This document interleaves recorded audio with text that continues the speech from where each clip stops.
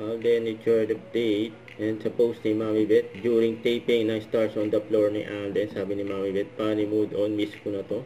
And si Mami Beth ay suki ng taping ni Alden. Ito pabati ni Alden. To Nay Ligaya, to Ate Beth, and to Mami Andeng, and Mami Jane.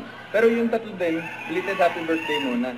Magpalakas pa kayo kasi may teleserye pa tayo next year. You know, next year. Hindi pwedeng hindi wala doon kasi ipapapack up ko yung taping. Thank you po. Thank you sa lahat. God bless you guys.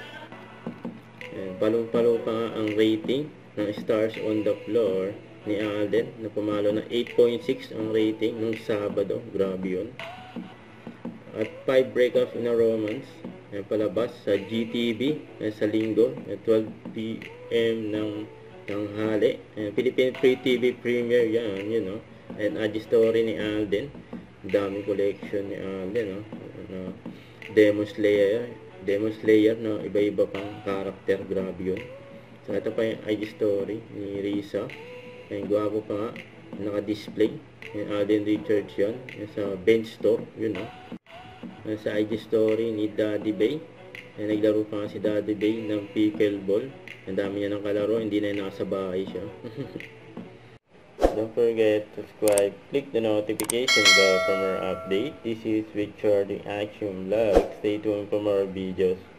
See ya.